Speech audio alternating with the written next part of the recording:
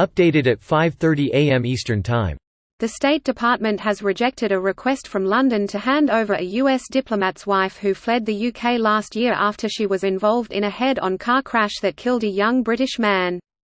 According to local police, Anne Sakoulas was driving on the wrong side of the road when she hit 19-year-old Harry Dunn, riding a motorbike, on August 27 in Northamptonshire, in central England.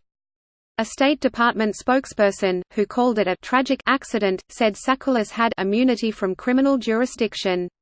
If the United States were to grant the UK's extradition request, it would render the invocation of diplomatic immunity a practical nullity and would set an extraordinarily troubling precedent, the spokesperson said in a statement. The United States has a history of close law enforcement cooperation with the United Kingdom, and we value that relationship, the statement said.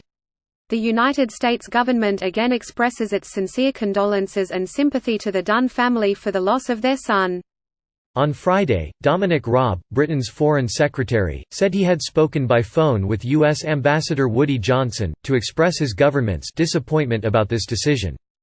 We feel this amounts to a denial of justice, and we believe Anne Sakoulas should return to the UK, Raab said. We are now urgently considering our options. Sakoulas, whose husband reportedly worked at Royal Air Force Base Croughton, was 42 at the time of the crash. She returned to the U.S. in October after reportedly telling police that she had no plans in the near future to leave the country.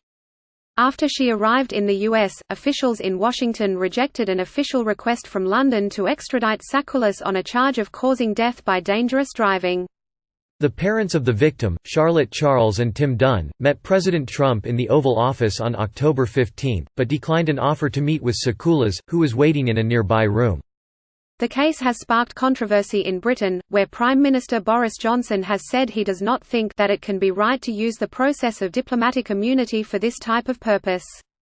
Ahead of an October 9 phone call with Johnson, Trump was photographed carrying a briefing paper marked "Secret", which indicated that if the Prime Minister raised the subject of Sakoulas, the President was to tell him that the spouse of the U.S. government employee will not return to the United Kingdom.